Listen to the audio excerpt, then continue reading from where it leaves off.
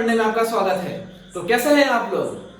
आज के इस वीडियो में हम डिस्कस करने जा रहे हैं रिफ्रैक्शन ऑफ लाइट। अभी तक हमने रिफ्लेक्शन देखा प्लेन मिरर, कर्व्ड मिरर से। अब हम शुरू करते हैं रिफ्रैक्शन। आपको पता है दोस्तों, जैसे मान लीजिए कोई भी एक रे है, वो किसी सरफेस पे इंटरैक्ट करती है। अगर सरफेस क्या होता है दोस्तों? It is interface between two mediums. बहुत सारे बच्चों को सरफेस ही नहीं पता सरफेस क्या होता है। It is interface between two mediums. जैसे मान लीजिए ये एयर है और ये सॉलिड है। अब जिस पॉइंट पे या जिस सरफेस पे एयर और सॉलिड मीट करता है, क्या दोस्तों ये सरफेस? इसके पीछे भी बहुत सारे लेयर्स होगी पर हम उसको सरफेस नहीं बोलते हैं। जैसे मान लीजिए एयर है और यहाँ पानी भर दिया मैंने, तो ये जो जहां पर एयर और पानी टच कर रहे हैं वो ये हमारी सरफेस, बाकी पूरा नीचे मीडियम अलग, ऊपर मीडियम अलग।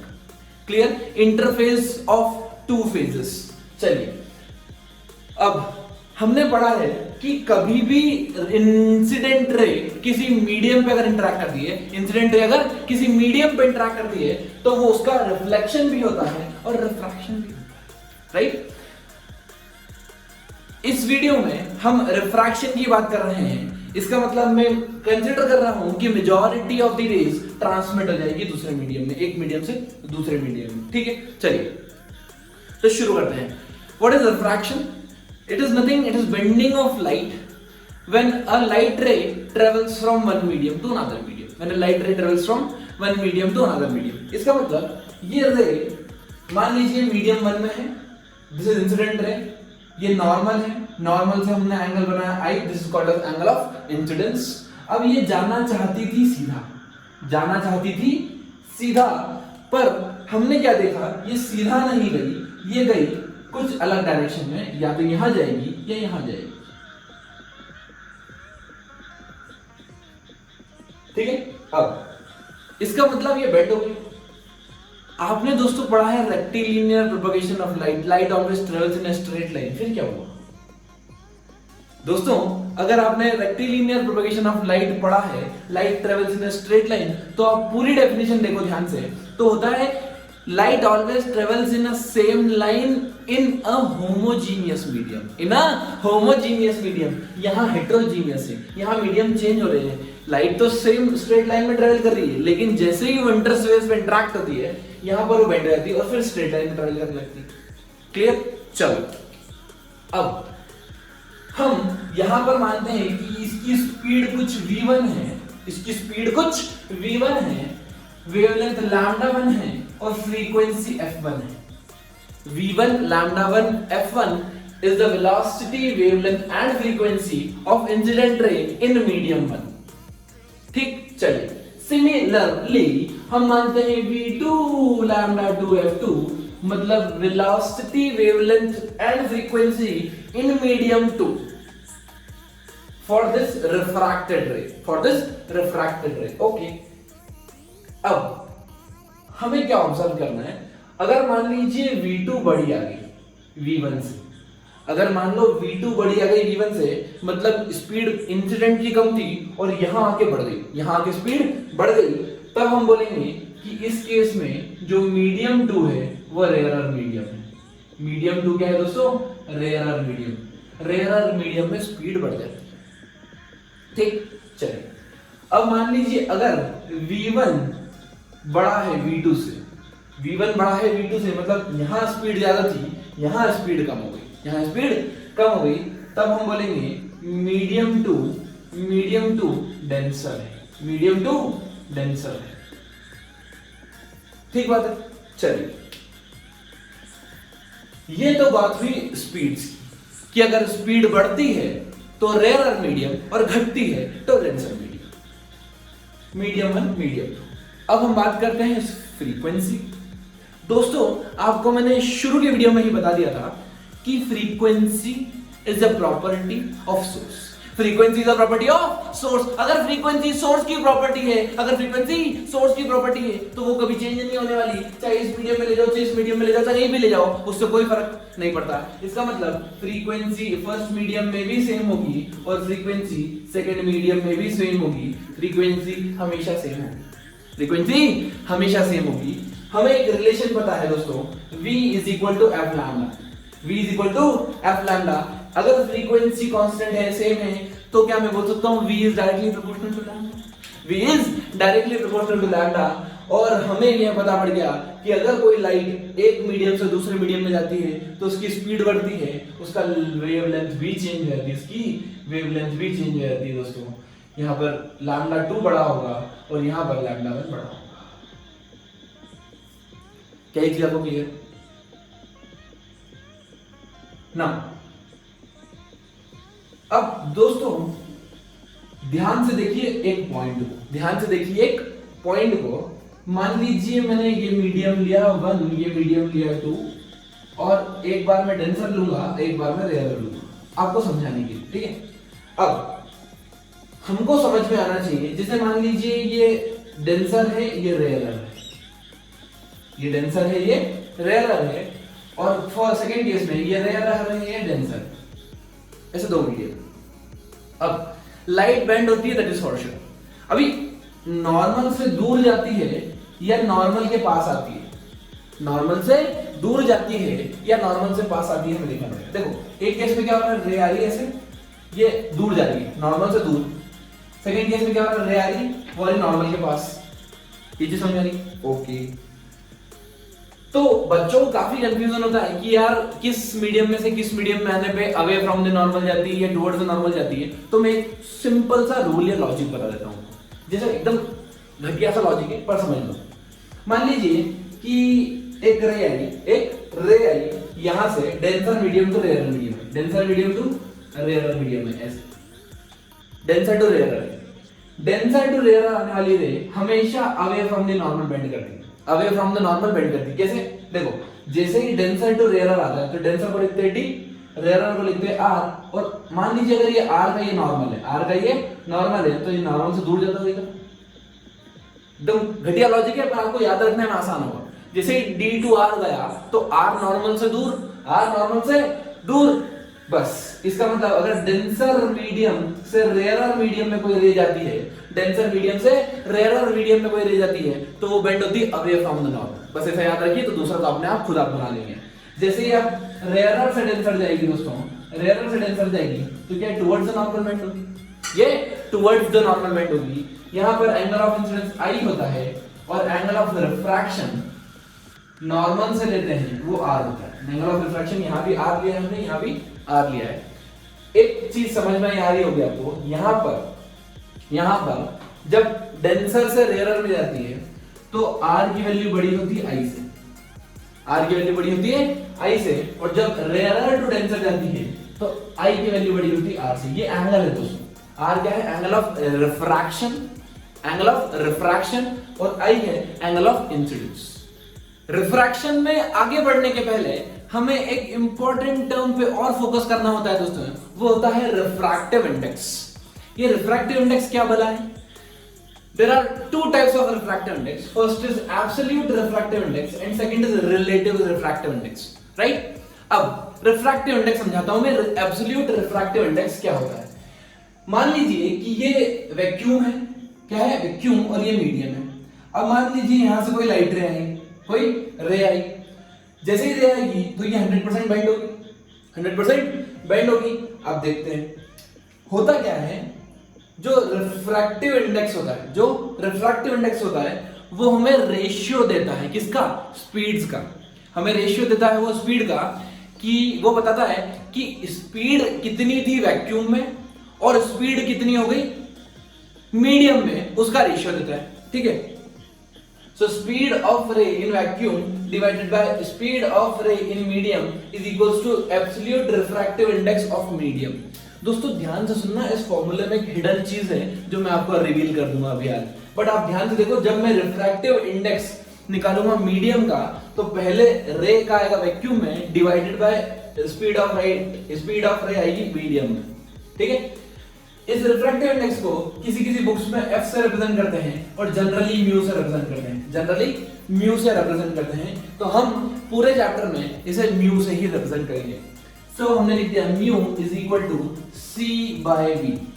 दोस्तों फिर से एक पॉइंट इंपॉर्टेंट यहाँ पे जो मैं फोकस कर रहा हूं, जब मैं रिफ्रैक्टिव इंडेक्स लिखता हूं मीडियम का तो यहां पर स्पीड ऑफ मीडियम नहीं आती, यहां पे speed of ray in vacuum आती है और यहाँ पे speed of ray in medium आती है।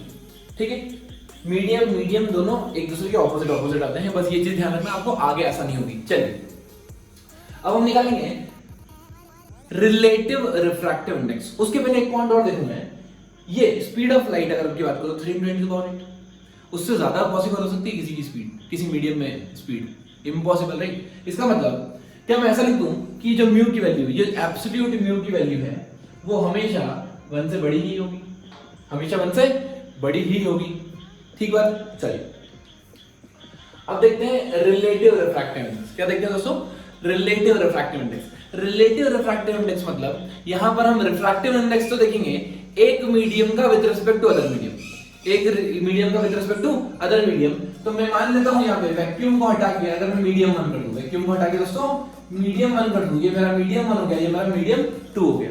ठीक है, चलिए अब म्यू क्या होता है? Mu relative, this is relative refractive index with speed of light और speed of ray in medium 2 divided by speed of ray in medium 1।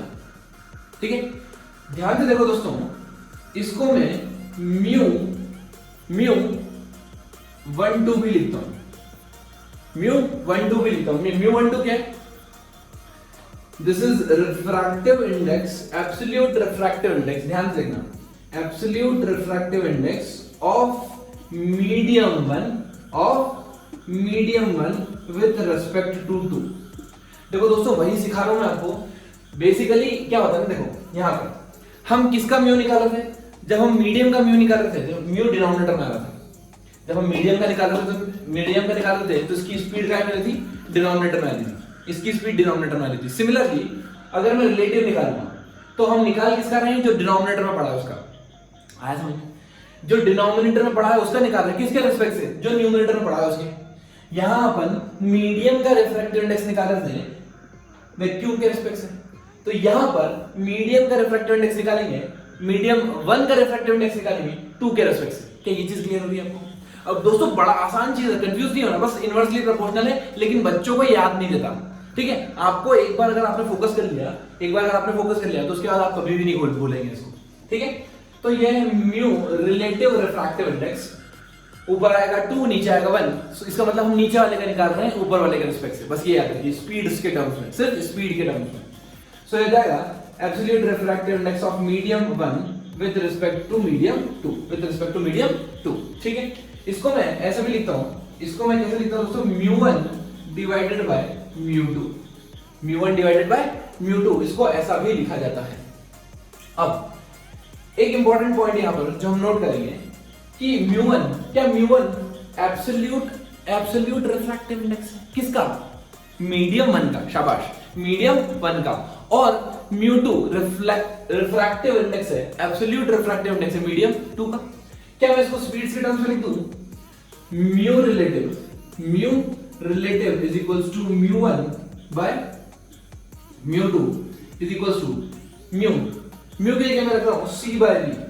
मान लीजिए मीडियम 1 में स्पीड v1 है, मीडियम 1 में स्पीड v1 है और मीडियम 2 में स्पीड v2 है, c बाय v2। तो क्या हो गया ये v2 बाय v1। आपको दिख रहा होगा म्यू रिलेटिव आ गया मेरा, mu relative v2 by v1। Refractive index relative is equals to speed of ray in medium 2 divided by speed of ray in medium 1। ठीक है, चलिए अब यहां पर जो पॉइंट हमें नोट करना है वो ये कि रिलेटिव रिफ्रैक्टिव इंडेक्स एक से छोटा भी हो सकता है और एक से बड़ा भी हो सकता है, लेकिन एब्सोल्यूट हमेशा एक से बड़ा ही होगा। तो दोस्तों इस रिफ्रैक्टिव इंडेक्स की रिलेटिव टर्म्स को समझते हैं एक बार और। यहां पर मान लीजिए एक मीडियम है जिसका रिफ्रैक्टिव इंडेक्स μ1 है और इसका रिफ्रैक्टिव इंडेक्स μ2 है, राइट। ठीक है दोस्तों, ध्यान से देखो, ये रे आई और बेंड हो गई इधर। क्या ये टुवर्ड्स द नॉर्मल बेंड हुई है, away from the normal bend हुई है? ये टुवर्ड्स द नॉर्मल बेंड हुई है। आपको पता है जब भी कोई incident ray towards the normal bend हो तो वो क्या रेयर टू डेंसर जाएगी या डेंसर टू रेयर? मैंने बताया था d टू r, जब r जाती तो दूर जाती, मतलब ये r नहीं जा रही है, इसका मतलब ये R2D है, रेयर टू डेंसर है, रेयर टू डेंसर। ठीक है, चलिए इसका मतलब हम यहां से एक इन्फरेंस निकाल सकते हैं कि ये डेंसर मीडियम है, ये डेंसर मीडियम और ये रेयर मीडियम है, तो दोस्तों μ2 बड़ा होगा μ1। हमेशा याद रखना डेंसर मीडियम का रिफ्रैक्टिव इंडेक्स बड़ा होता है और ये रिलेटिव क्वांटिटी होती है, ये रिलेटिव क्वांटिटी होती है। मैं आपको बोल दूं कि 1.2, अगर म्यू की वैल्यू 1.2 है, ये बताओ रेयर है कि डेंसर? डिपेंड करता है दोस्तों अनदर मीडियम पे, कि वो वाला मीडियम अगर 1.2 से बड़ा हुआ तो रेयर हो जाएगा और 1.2 से छोटा हुआ तो डेंसर हो जाएगा।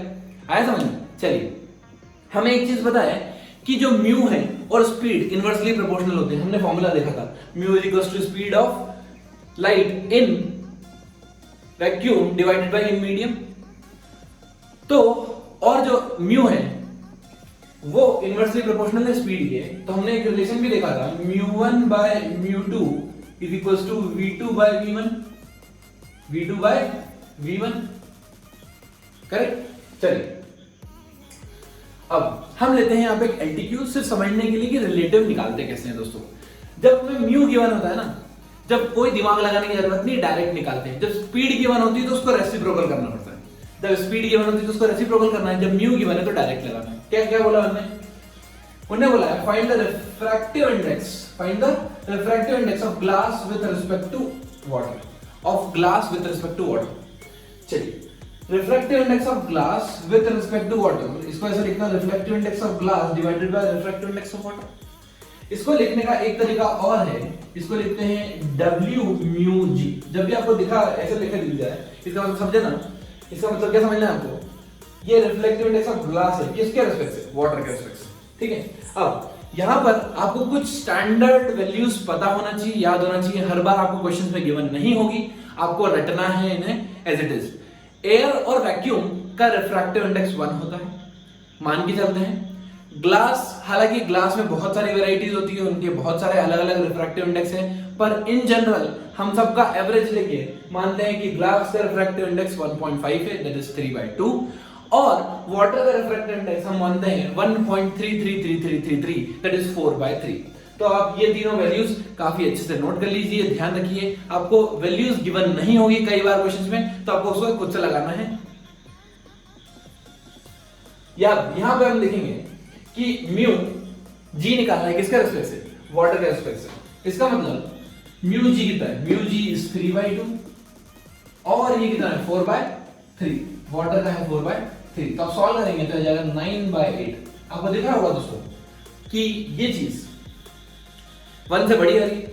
ठीक है, तो दोस्तों जैसा कि हमने रिफ्लेक्शन पढ़ने के बाद लॉज ऑफ रिफ्लेक्शन पढ़े थे, सेम टू सेम यहां पर रिफ्रैक्शन पढ़ने के बाद हम लॉज ऑफ रिफ्रैक्शन पढ़ेंगे। दोस्तों there are 2 laws of refraction, first and second. First law क्या बोलता है कि ये रे कौन सी होती है दोस्तों? Incident ray. जिस पॉइंट पे इंसिडेंस करती है, ये जो सरफेस है इसको क्या बोलेंगे? Point of incidence. यहां से हम एक नॉर्मल ड्रॉ करते हैं, परपेंडिकुलर लाइन। ठीक है, अब यहां से जो रे बेंड हो रही है वो हमारी रिफ्रैक्टेड रे होगी। कौन सी रे होगी दोस्तों? Refracted ray, RR। Now according to the law of refraction, incident ray, normal and refracted ray at a point of incidence always lie in a same plane, always lie in a same plane, and that is perpendicular to the interface. जिस interface पे वो आ रही है उसके वो perpendicular plane होगा। ठीक बात है। चलिए सेकेंड लॉ, वहां पर हमने देखा था angle of incidence equals to angle of reflection. यहां पर दोनों एंगल्स बराबर नहीं होते दोस्तों, ये चीज आपको पता है कि अगर ये एंगल आई है तो बेंड होने के बाद कुछ ना कुछ अदर एंगल बनाती है। यहां पर एक अलग लॉ होल्ड ट्रू करता है, उसको बोलते हैं स्नेल्स लॉ। क्या बोलते हैं दोस्तों? Snell's law.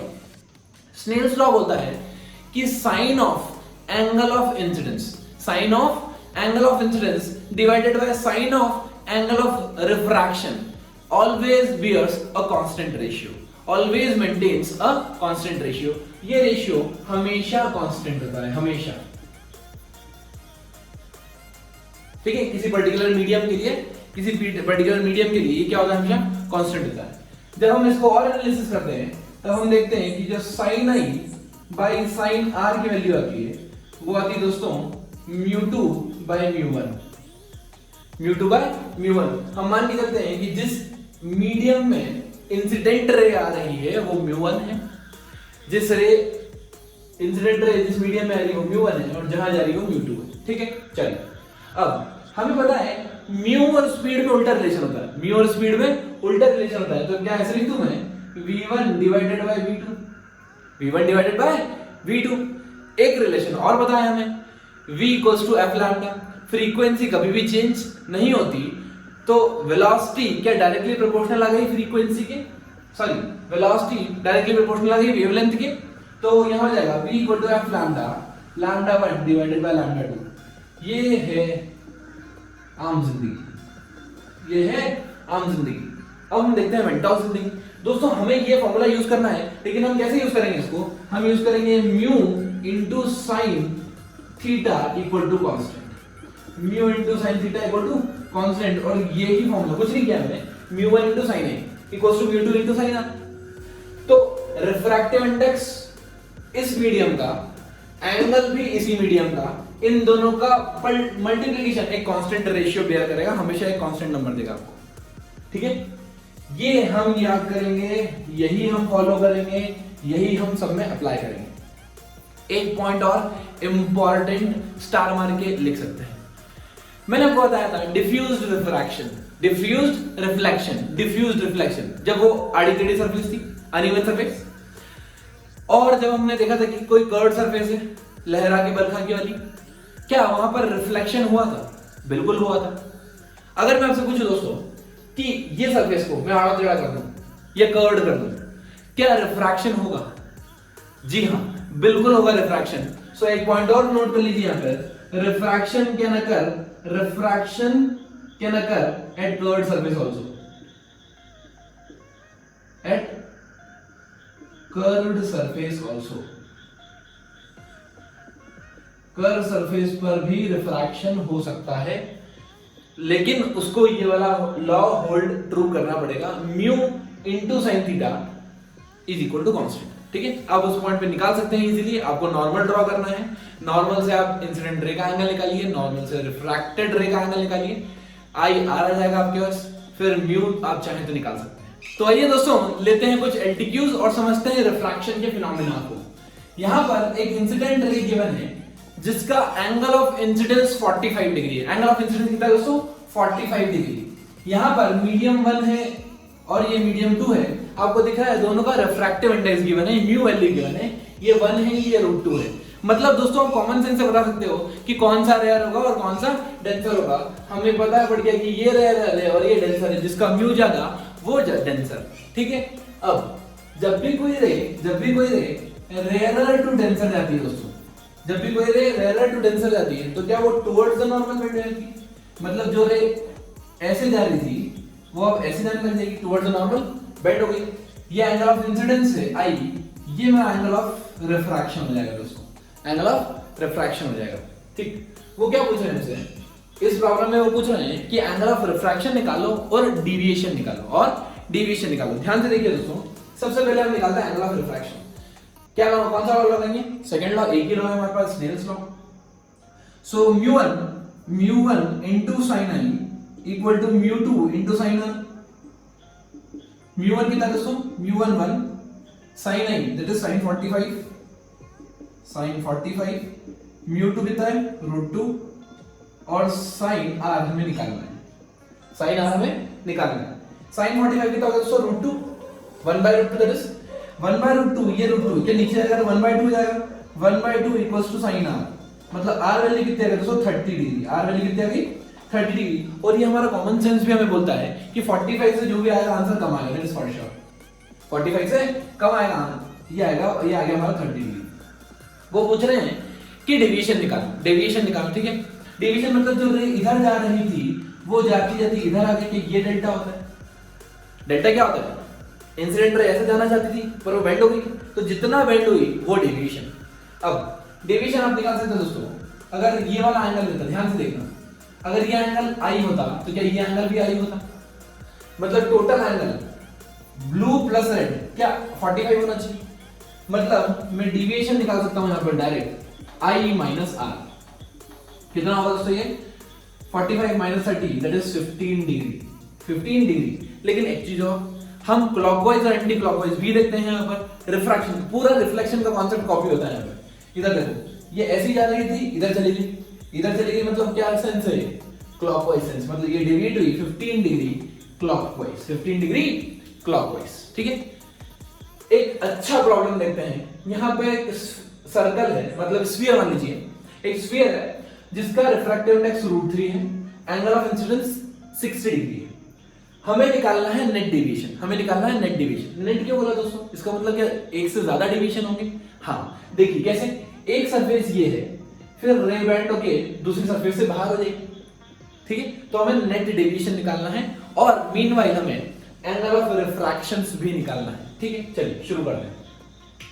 ये एयर है, कुछ भी गिवन नहीं है, एयर है, ये रिफ्रैक्टिव इंडेक्स √3 है, इसका मतलब 100% ये denser medium. Rare to denser जाने वाली रे हमेशा बेंड होती है, हमेशा बेंड होती है। कहां बेंड होगी? ये टुवर्ड्स द नॉर्मल। ये normal always pass through centre. दोस्तों याद रख लो important point, normal always pass through centre. Circle और स्फीयर के केस में normal always pass through centre. मतलब ये जो ब्लैक रे दिख रही है ये नॉर्मल ही है, ये नॉर्मल ही है। तो ये थोड़ी सी डेविएट हो गई इस तरफ, ये थोड़ी सी डेविएट हो गई इस तरफ। ठीक बात, कितनी डेविएट हुई अब ये निकालेंगे। तो हमारा एंगल नॉर्मल से मेजर करते हैं, ये एंगल आया आर, एंगल आया आर। इसको मैं बोल देता हूं R1 क्योंकि ये सरफेस 1 है, ये सरफेस 1 वो सरफेस 2। चलिए, स्नेल्स लॉ बोलता है कि μ1 sin i equal to μ2 sin r1। μ1 कितना है 1, sin 60 √3/2, दिस इज √3। μ2 की वैल्यू कितनी? √3 sin r। तो √3 कैंसिल, इस बार 1/2 फिर से आ गया हमारा एंगल 30 डिग्री। एंगल कितना आ गया दोस्तों? 30 डिग्री। जो एंगल ऑफ रिफ्रैक्शन आया वो आया 30 डिग्री।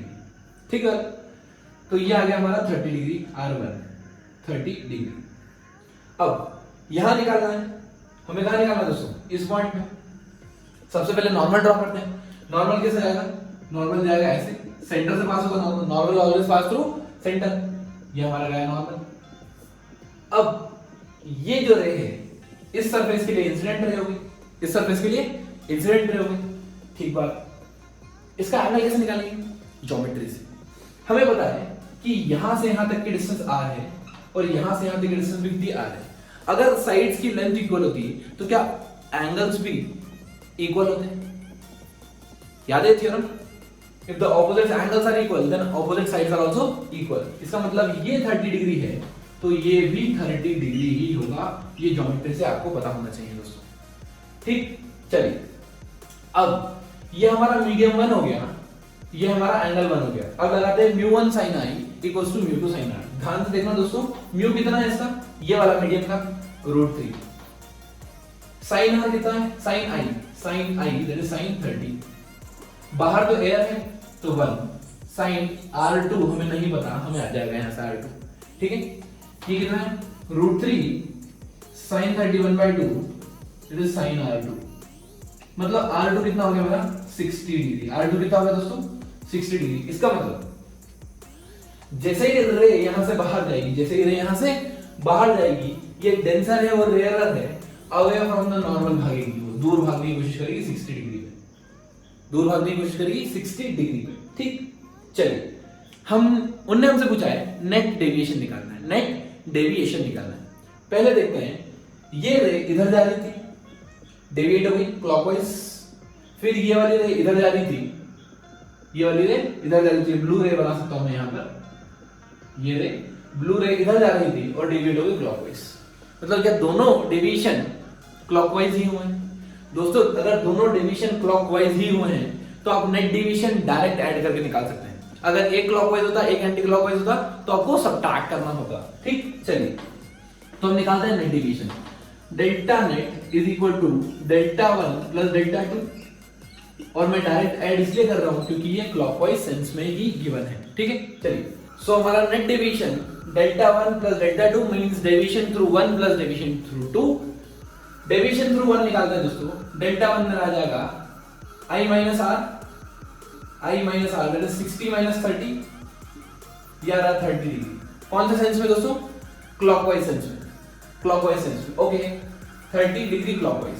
डेल्टा 2 निकालते हैं, यहां पर कितना होगा? ये i है एंगल ऑफ इंसिडेंस और r है एंगल ऑफ रिफ्रैक्शन। 30 माइनस 60, ये माइनस 30 आ रहा, राइट? माइनस 30। लेकिन अगर मैं इसका सेंस चेक कर लूं, इसका सेंस देखूं, तो इसका सेंस कितना आ रहा है? डेल्टा 2, ये ऐसे जा रही थी, बेंड हो गई क्लॉकवाइज, मतलब इसको ऐसे लिख दूं मैं direct 30 degree clockwise, 30 degree clockwise.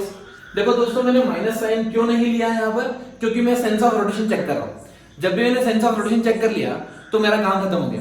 Plus minus sign आपको नहीं लगाना है, आपको सेंस ऑफ रोटेशन चेक करना है। क्या चेक करना है? सेंस ऑफ रोटेशन, ठीक है? तो इसका सेंस ऑफ रोटेशन 30, इसका भी सेंस ऑफ रोटेशन 30 डिग्री, दोनों 30 डिग्री क्लॉकवाइज में है, तो नेट डेविएशन ऐड होगा। नेट डेविएशन में लिख सकता हूं 30 डिग्री प्लस 30 डिग्री। कौन से सेंस में दोस्तों? क्लॉकवाइज सेंस में, क्लॉकवाइज सेंस। तो टोटल आ गया हमारा 60 डिग्री क्लॉकवाइज। मतलब इनिशियल रे, ये वाली रे, और फाइनल रे जो बाहर जा रही है, उन दोनों के बीच में एंगल कितना होगा दोस्तों? 60 डिग्री। क्लियर? आइए दोस्तों देखते हैं कुछ इंपॉर्टेंट पॉइंट फिजिक्स के फंडे स्पेशल में। यहां पर एक मीडियम गिवन है जिसका रिफ्रैक्टिव इंडेक्स म्याऊ है। क्या है दोस्तों? म्याऊ। यहां पे वैक्यूम है, यहां भी वैक्यूम है, या एयर मान लीजिए। अब क्या हो रहा है? आ रही है कौन? Incident ray. ये इंसिडेंट रे आ रही है, ठीक है? किस एंगल पे? आई एंगल पे। आई इंसिडेंट आई। चलिए अब क्या होगा दोस्तों? ये रिफ्रैक्ट होगी, ये रिफ्रैक्ट होगी। अभी हमें पता है कि ये डेंसर मीडियम है, ये डेंसर मीडियम है, क्योंकि टुवर्ड्स द नॉर्मल आई, तो ये आगे मान लो टुवर्ड्स द नॉर्मल आ गया। ध्यान से देखो, ध्यान से।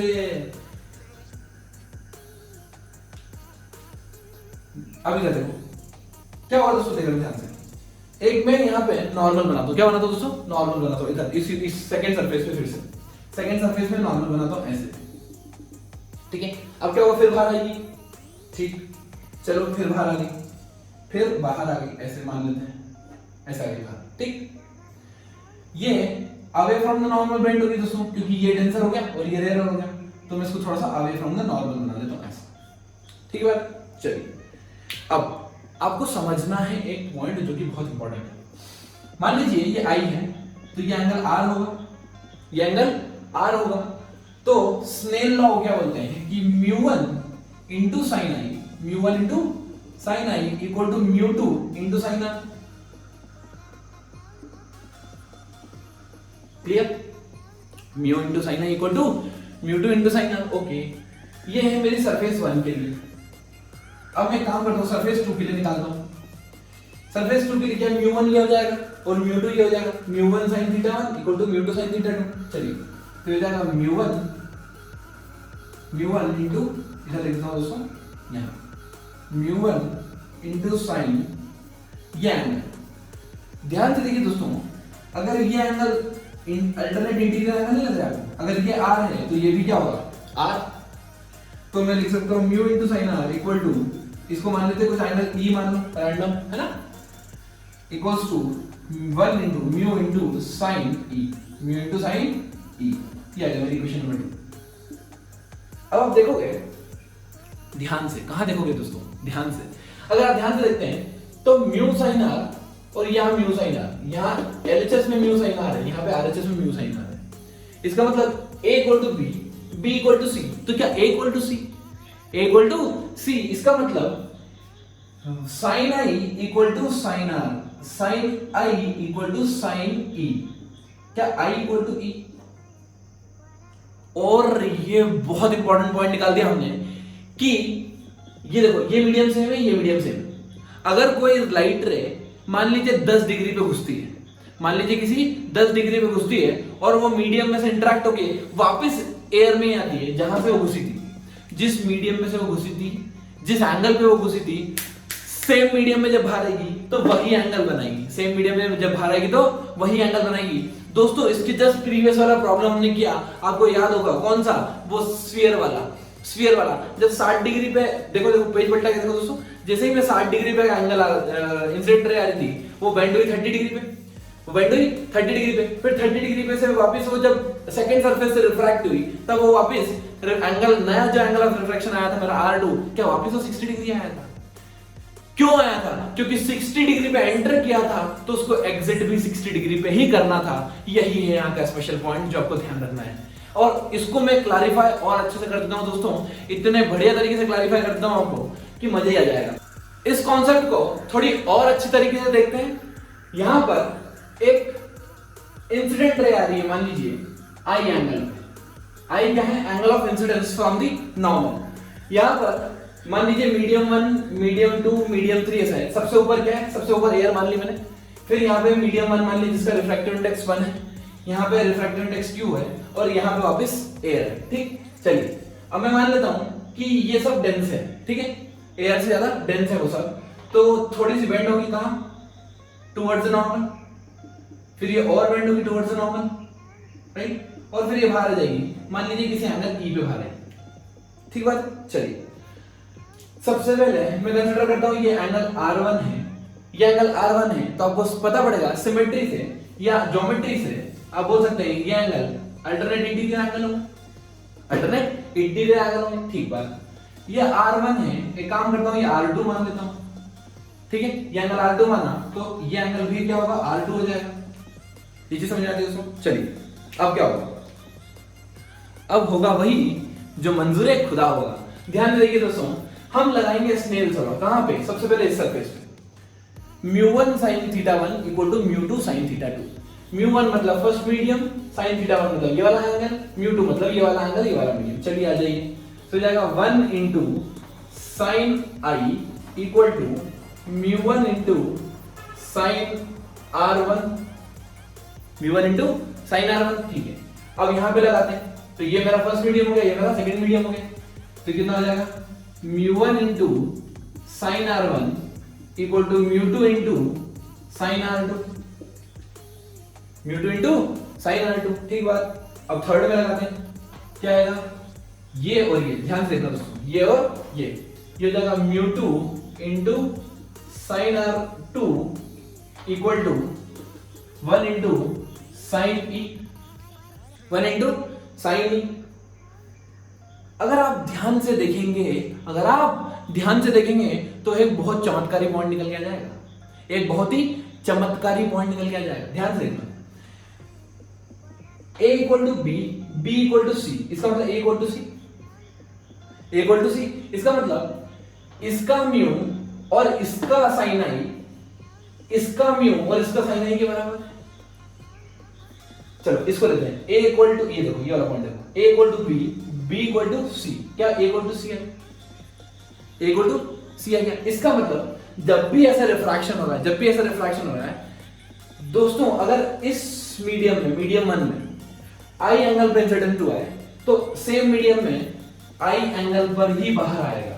कैसे? देखो ये RHS LHS, ठीक है, इन दोनों को उठा के आप क्या कर दो, इसकी वैल्यू यहां पुट कर दो, तो ये आ जाएगा 1 A equal to B, B equal to C, तो ये दोनों बराबर आ जाएंगे, ये दोनों बराबर आ जाएंगे, sine I equal to μ2 sine are.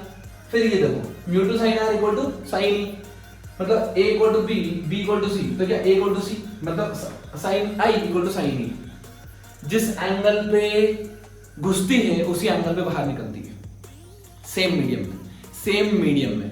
और हमसे ये भी प्रूव कर सकते हैं यहाँ पर कि mu into sine theta for a particular medium हमेशा कांस्टेंट होता है। दोस्तों मान लो कि अगर आपको वैल्यूज गिवन नहीं है, ठीक है, वैल्यूज गिवन नहीं, इसकी गिवन नहीं, उसकी गिवन नहीं, तो क्या कर सकते हैं आप? किसी भी एक का म्यू लो, थीटा लो, उसको इक्वेट कर दो। म्यू इनटू साइन थीटा किसी पर्टिकुलर मीडियम का हमेशा क्या होगा? उसके लिए कांस्टेंट होगा, हमेशा क्या होगा? उसके लिए कांस्टेंट होगा। क्लियर?